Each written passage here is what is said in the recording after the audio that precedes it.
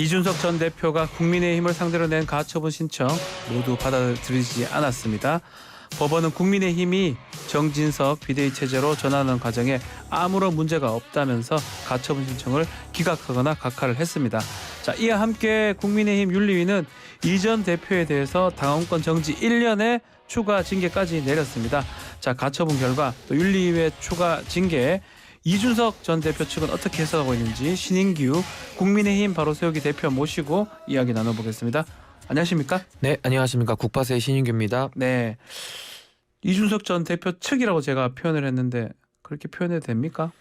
그냥 저는 신인규라고 해주시면은 또 감사하겠습니다. 국민의힘의 당원이시고 그렇죠. 네. 국바세라는 거는 이제 국민의힘 바로 세우기 대표 지금 맡고 있는 상황이고요. 예, 근데 이제 언론에서는 이제 이준석 대표 측으로 이제 분류를 하고 있고요. 네. 저는 이제 이번 사태에 있어서 이준석 대표가 가장 큰 피해를 봤기 때문에 그분에 대해서는 뭐 어떤 개개인에 대한 그런 뭐 지지나 어떤 그런 걸 넘어서서 이것은 정당 민주주의 전체적인 관점에서 문제를 아하. 지적해야 된다 이렇게 보고 있습니다. 자, 그러면 가처분 결과부터 질문을 드리겠습니다. 자, 어제 오후에 법원 판단이 나왔는데 원래 6일 이후에 나올 것이다 라고 얘기를 했었는데 결과가 좀 빨리 나왔다고 봐야 되겠죠?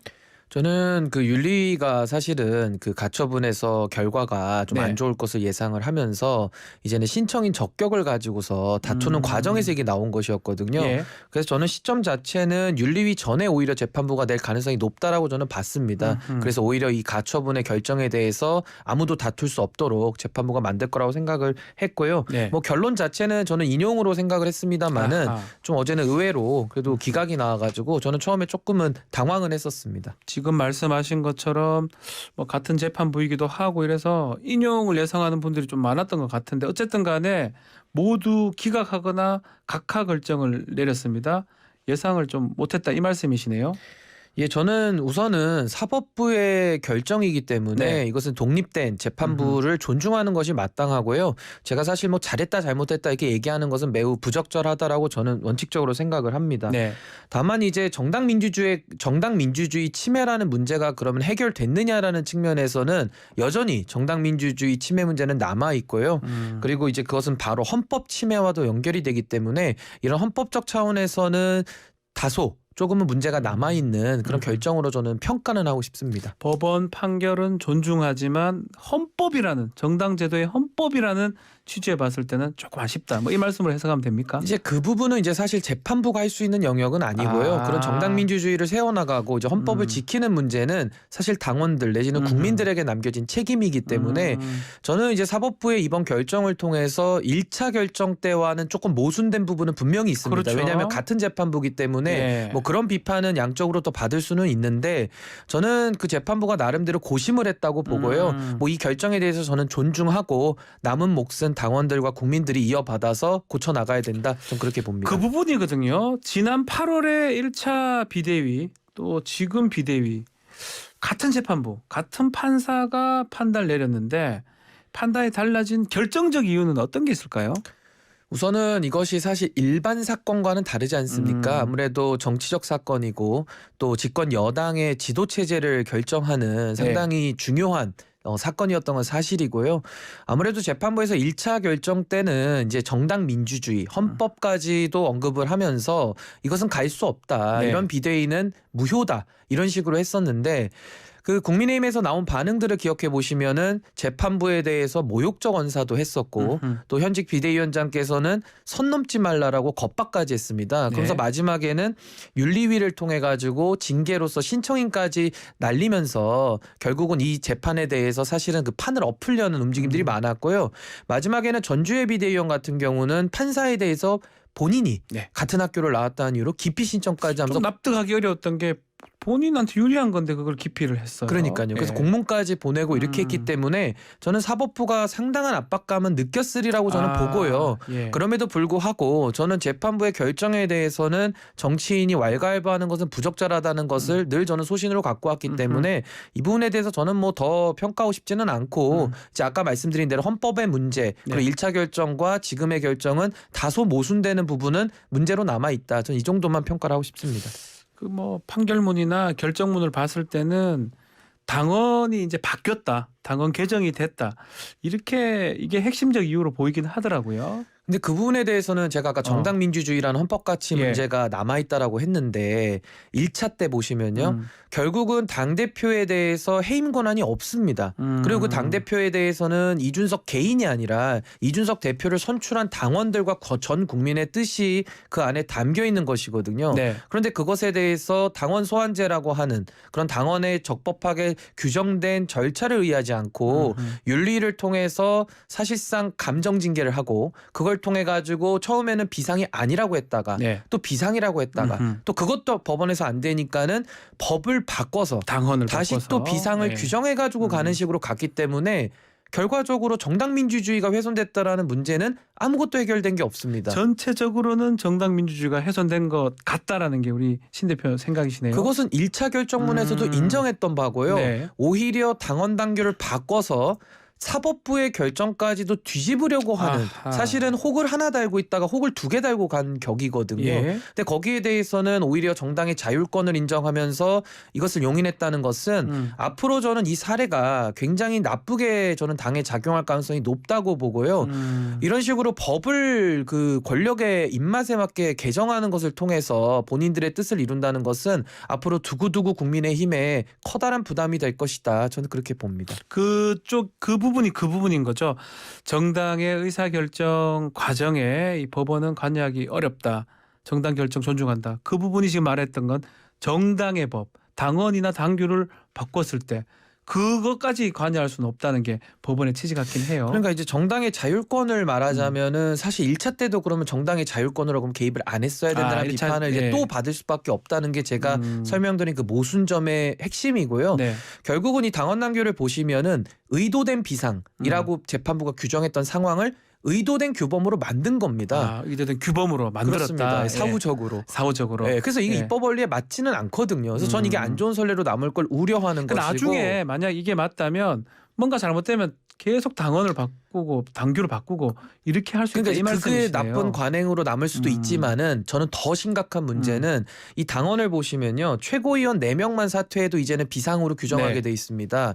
그렇다면 저는 국민의힘은요. 다음에 이제 조기 전대에 많은 언론들이 관심을 가지시는데 저는 누가 당대표가 되더라도요. 이거는 누구 개인에 대한 문제가 아니라 네. 조직 전체적으로 저는 비상이 일상화될 가능성이 높다. 4명만 사퇴하면 되니까. 예. 4명만 합의해서 그냥 오늘이라도 그만두자 하면 지도부 바꿔버릴 수 있습니다. 예전에 집단 지도체제랑 비슷한 상황이 될 것 같네요. 그래서 저는 예. 이것이 사실 그러려면 집단 지도 체제로 선거를 해야 되는데 지금은 또 그러진 않거든요. 그렇죠. 그러면 저는 이 상황에 대해서 합법적 쿠데타가 가능한 그런 상황으로 열어줬다라고 보기 때문에 지금 당대표를 축출하기 위해서는 이러한 수단과 방법들이 무리함에도 불구하고 마음에 들 수 있습니다만은 네. 다음 당대표는 상당한 부담을 갖게 될 것이다. 저는 그렇게 평가합니다. 알겠습니다. 어쨌든 가처분은 기각이 됐습니다.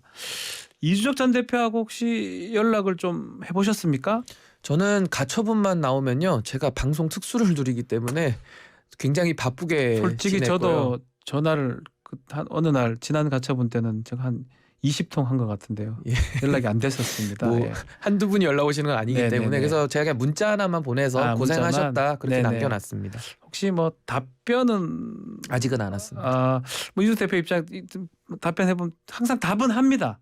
잘 하는 편 아닌가? 이모티콘 하나씩은 오죠. 보내긴 하는데 그럼 아직 뭐 계획이나 이런 것들은 못 들어봤을 것 같은데 네. 그렇지만 SNS에 본인의 입장을 밝혔더라고요. 앞으로 더 외롭고 고독하게 제 길을 가겠다 이렇게 밝혔는데 그 고독하게 자기의 길을 간다.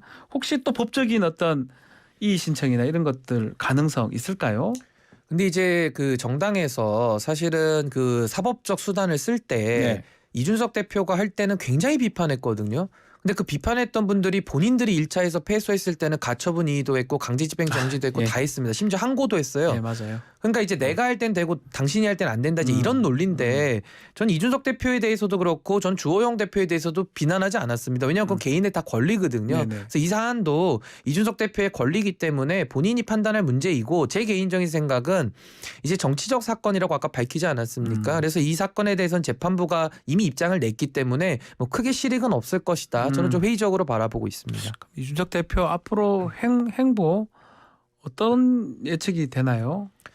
근데 이준석 대표는 정치인이고 국민들의 많은 신뢰를 받고 있거든요. 물론 당내에서의 지지는 많이 흔들리는 건 사실입니다. 네. 그래서 저는 이준석 대표가 결국은 뭐 당신과 민심의 괴리를 인정하더라도 더 폭넓은 지지와 사랑을 받기 위해서는 또 여러 가지 정치적인 행동들을 전 해야 된다는 생각이고요. 네. 당에서 비상식적이고 반민주적이고 반헌법적인 행동을 통해서 한 정치인의 생명을 끊으려고 시도했지만 그것은 저는 국민들이 하는 것이지 저렇게 정치적으로 몇 명이 힘을 모아가지고 한 정치인을 살리고 죽이고 하는 게 아니라고 보거든요. 그래서 큰 의미가 없고 이준석 대표는 본인의 길을 묵묵하게 가면 될 것이다. 저는 그렇게 자, 봅니다. 본인의 길을 가기에는 또 다른 또 하나의 또 걸림돌이 있습니다. 추가 징계가 어제 새벽에 자정에 결정이 났는데 결국 당원권 정지 1년 나왔습니다. 이것도 쉽지 않을 것 같은데 어떻게 보셨습니까? 우선은 징계라는 것이 너무 빈번하게 지금 사용되고 있고 예. 징계 사유 자체도 국민들의 정말 그 상식을 의심하게 만드는 내 상식이 잘못된 건가? 지금 다들 이런 생각을 할 정도로 너무 어처구니가 없거든요. 네.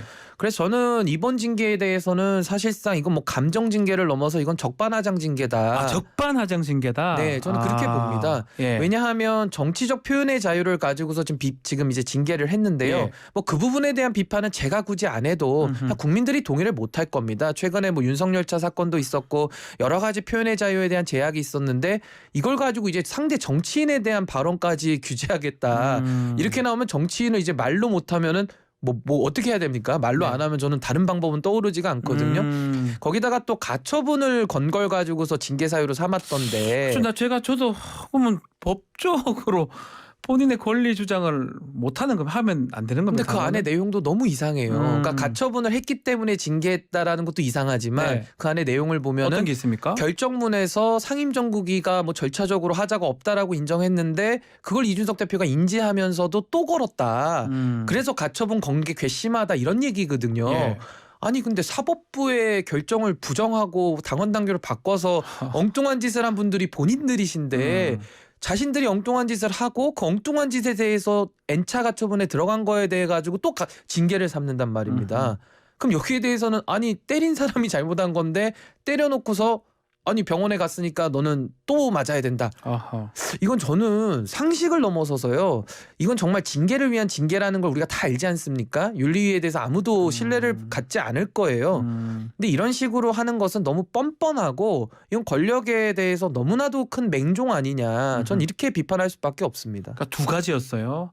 가처분 신청을 넣은 거를 징계 사유로 삼았고 또 원래는 우리 양두구육이나 뭐 신군부라든지 그런 어떤 발언들이 이제 문제가 된다. 품위 유지 뭐 의무 위반 했었는데 이번에는 보니까 지금 말한 것처럼 가처분 신청이 조금 더 크게 부각되는 것 같기도 하고요.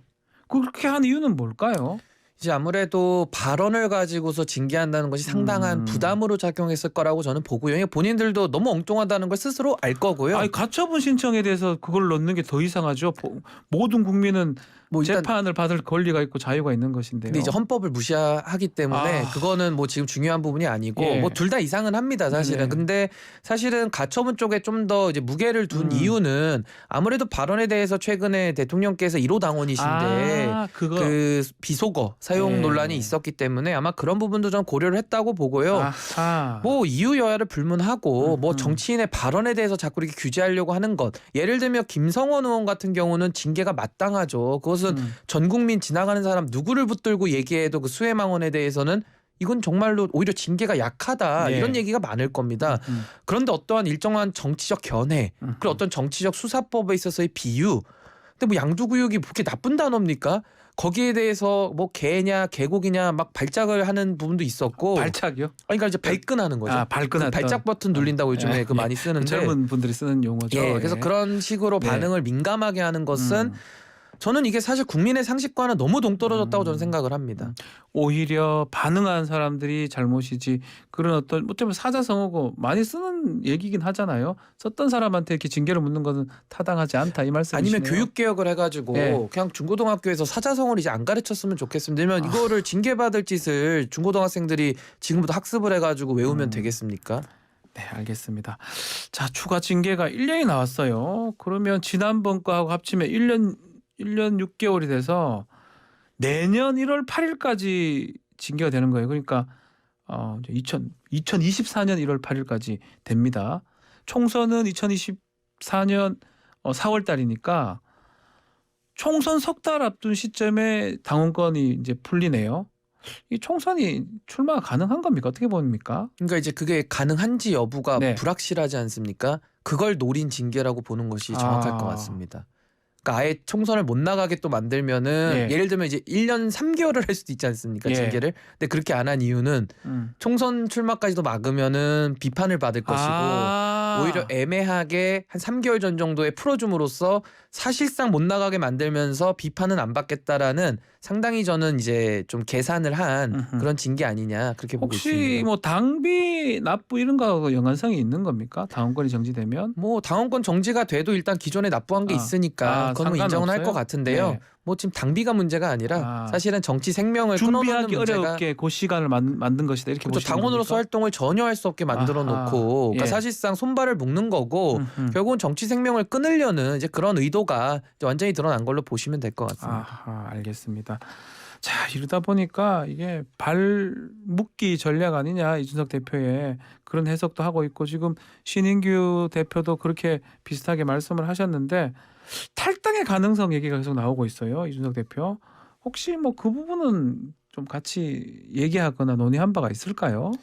근데 글쎄요, 이게 참 당에서 정치적 공간을 아예 그냥 막아버렸기 때문에, 그러니까 숨 쉴 공간이라도 주면은 그 안에서 숨을 쉬면서 사실은 뭐 재기를 모색한다거나 뭐 자맹을 한다거나 뭐 여러 가지 방법이 있을 텐데, 글쎄요, 정치인에게 총선을 나가지 못하도록 완전 봉쇄를 하는 것이 과연 이건 또 어떻게 해석을 해야 되는지 저도 지금 사실 제 상상을 벗어난 그런 상황이기 때문에 뭐 이준석 대표가 그건 좀 고심이 깊을 거는 같습니다. 네. 근데 뭐 어떤 결정을 하든 건 본인이 선택할 몫이다. 저는 그렇게 봅니다. 무소속으로 혹시 나갈 가능성도 있을까요? 글쎄요, 근데 총선을 안 나가는 게 더 이상하지 않습니까? 이상하죠. 이런 상황이면. 네. 자, 권성동 의원도 어제 같이 징계가 됐는데 뭐 논란은 많았는데 뭐 그냥 주의로 끝난 것 같아요. 저는 뭐 권성동 대표에 대해서 또 이제 형평을 맞추기 위해서 네. 저런 식으로 징계하는 건 저는 매우 부적절하다고 보고요. 그 술 드신 게 잘못이라고 한다면은 그 자리에 다른 의원들도 계셨을 겁니다. 다 같이 징계를 해야지 한 사람만 콕 집어서 이렇게 하는 것은 징계 형평에도 맞지 않습니다. 네. 이준석 전 대표 책 출간 얘기를 계속 하던데 언제 나오는지 혹시 아십니까? 그건 잘 모르겠습니다. 많이 썼다, 거의 다 썼다는 뭐 거의 다 얘기는 썼다는 제가 얘기까지 들은 것 했는데 같습니다. 네. 알겠습니다. 자, 오늘 말씀 여기까지 듣겠습니다. 감사합니다. 네, 감사합니다. 신인규 국민의힘 바로 세우기 대표와 함께했습니다. 1부 마치겠습니다.